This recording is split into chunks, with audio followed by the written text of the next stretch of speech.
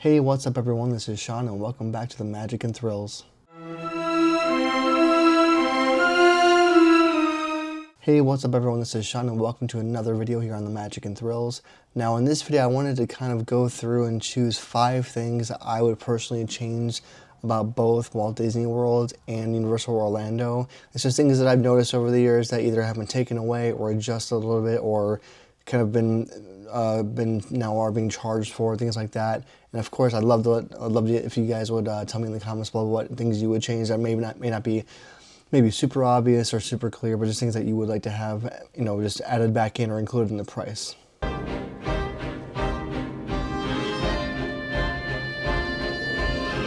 So number 1 for me, the first, and this is not in any particular order, but the first thing I would change, again for both parks, both Walt Disney World and Universal Orlando, is I would have the Express Pass as well as Lightning Lanes be included in the ticket pricing. And what I mean by that is like it would be built into your actual park tickets, essentially. So those prices would go up a little bit more or a lot more, essentially, depending on how you look at it, based on the time of year. But then you'd have the same kind of, it would be the same kind of system that Disney used to have when it was, I think it was, what was it? It was for their Fast Pass system, it was what it was called a couple years ago before COVID happened, where you'd have the 3, you know, you could choose the three selections and you could kind of recycle them or modify them kind of as they were, as you see fit throughout the day. So if I could change anything about that ticket pricing, I would, going forward, include both Express Passes and Lightning Lanes in the cost of the ticket. You could always kind of have it be based off the season to be more expensive, that kind of thing. But I just think it would be a really kind of nice deal to kind of make that ticket pricing be kind of more like a cruise ticket pricing, because the benefit of going on cruises these days, or in general, is that when you go on a cruise, for the most part, what you pay for on your ticket is all inclusive. I mean, somewhat, you know, as far as food and things like that go. Things always cost a little bit extra in some aspects, depending on what cruise line you go on. But just kind of the same formula as what a cruise is, like an all-inclusive resort kind of thing too. So that'd be number 1 thing I would change, is have all the Express Passes and Lightning Lanes be built into your ticket. Again, it would make the ticket prices go up, but I think it would be a really cool kind of feature to have that, just to make it a lot easier than having to worry about, you know, it being just an added-on cost. I mean, the Universal Orlando one for Express Pass is typically a lot more expensive than the Disney one, unless you do the new, I think it's like the Premier Lightning Lane option, or Premier Lane, whatever it's called. That one, but that one's a whole different thing. So that's the first thing I would choose.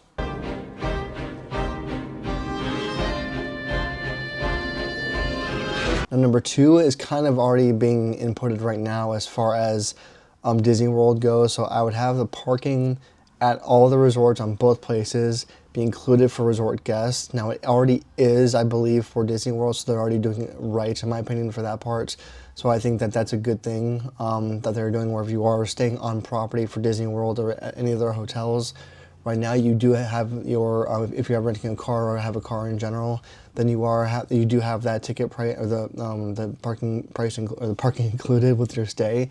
However, I believe there's a resort fee on there, if I'm not mistaken. I've only stayed at Disney World one time for the All-Star Movies Resorts. I'm not sure if there was an extra fee in there. I forget already on that one.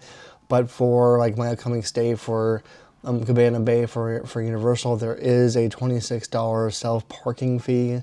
I don't like how they call it self-parking, because I think it's a stupid fee name, honestly. It just makes it sound kind of ridiculous.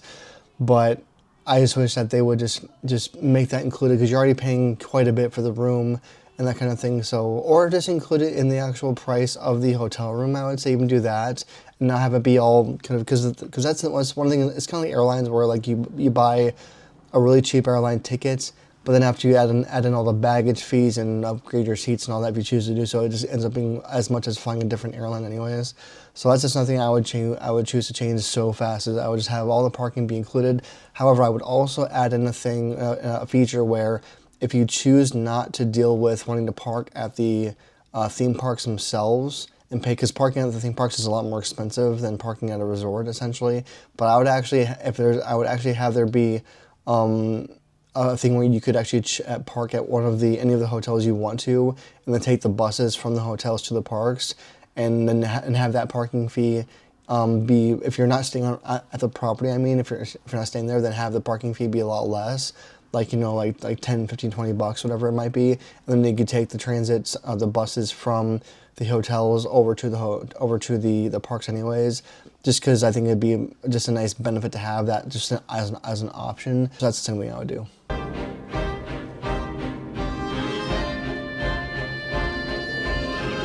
Now the third thing I would do, and this actually used to exist from the Magical Express for Walt Disney World, but I would bring back having a included bus transportation from the airport from MCO in Orlando to all the hotels.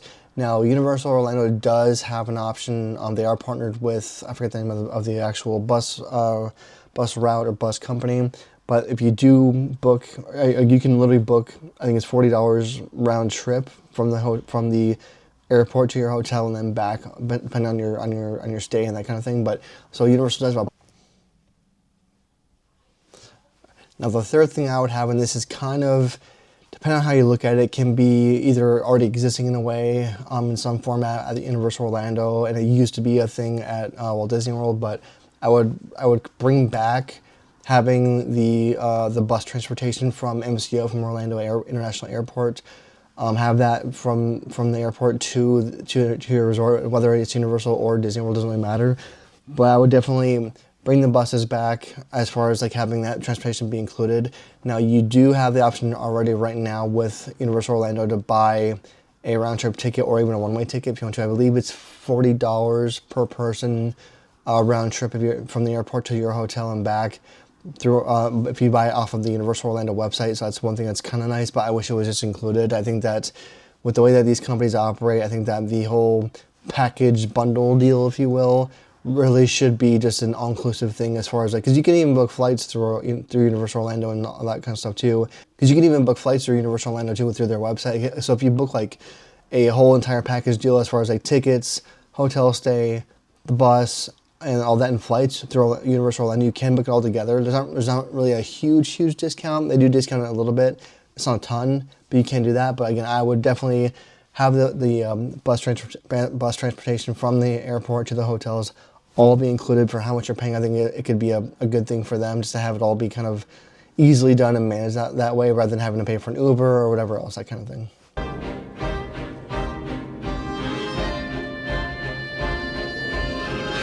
Now the fourth thing I would include or bring back or start, honestly, is that right now if you stay at, or I should say when you stay at any of the resorts, whether it's again Universal Orlando or Disney World, when you're at the resorts they have those like refillable, reusable cups, like the collector cups.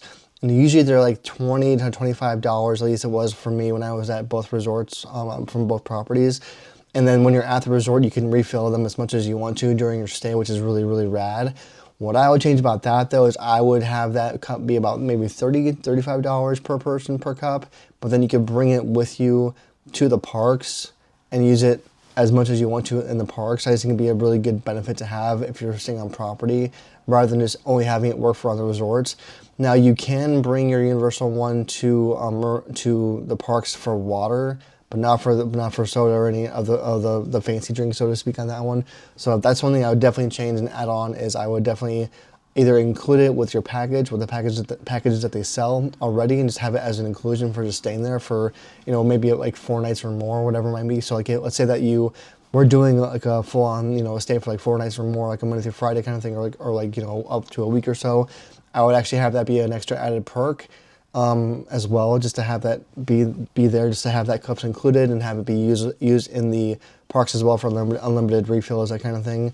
And then along with that, I would also definitely, for Disney World at least, bring back the magic bands that they had, because I mean they were pretty basic for what they were as far as like you could get your name on there, I believe, and like somewhat fancy designs, nothing kind of crazy. So I'd bring back all the magic bands that Disney used to offer just for booking a whole entire package, a whole stay with them, because I think that's a good deal. I mean, they have the whole Magic Mobile thing now, which is why they replaced essentially and stopped doing the Magic Band product, which you can still buy a Magic Band. They have the Magic Band 2 now, which is a little bit more interactive. It like vibrates and lights up on your wrist when you're walking through certain experiences or on certain rides, and it's kind of cool. But to me, the price of it's like $50, so I don't really see the benefit of it overall when there's not it's not really like a ton more interaction or benefits, but the price is like $20 more, because I swear the Magic Bands, the basic ones used to be like $25 or $30, and now they're up to $50, so it's kind of insane. I mean, the designs are a little bit better, I guess, or they're more artistic for that sense, but that's kind of about it. So that's one thing I would change, those two things. Again, bring back or take the cups you can buy at the resorts and allow them to be used in the parks for limited refills, and also bring back the magic bands for Disney World. Now, Universal doesn't really have any kind of bands like that. They have just they have, because they usually give you, they sell their lanyards a lot, because they usually give you your tickets on like a card format. So if you're like an annual pass holder for Universal, they sell the lanyards, and you just wear that around your neck. So I don't know how you'd really implement that to be anything cooler than it really is, essentially. But that's just, because they don't really have any bands or anything like that right now.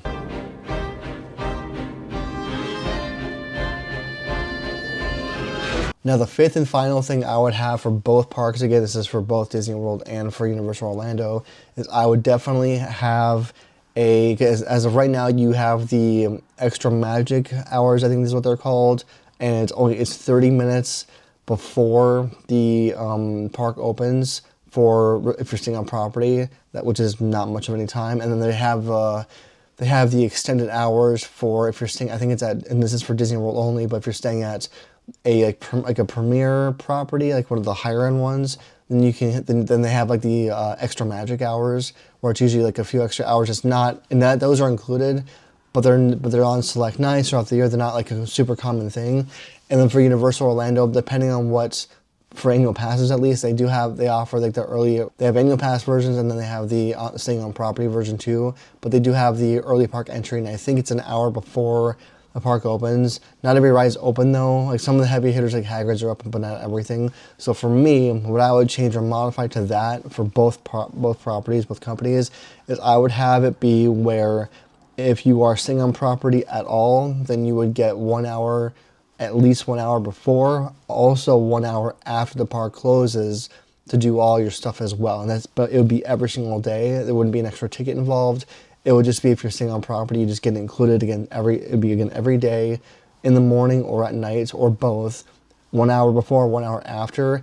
And then you could, because they could always have like the holiday parties be part of that and be later, that kind of thing too. So it wouldn't really make a huge difference in my opinion. But I think it would be really cool where if you were not staying on property, you could buy it for like $50 and choose a morning or an evening extra hour if you wanted to buy it if you're not staying on property. I think that'd be like a really nice possible add-on for them too, just as an idea.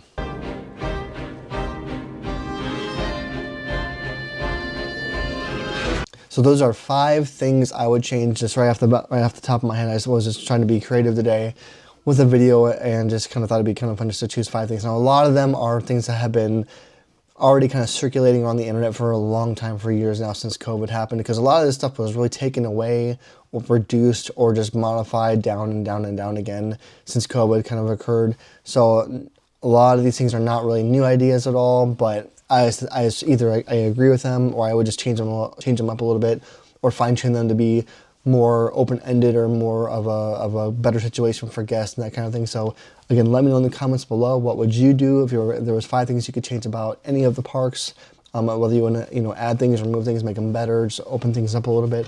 Let me know in the comments below. I'd love to hear them. Thanks for watching as always, and I'll see you on the next video.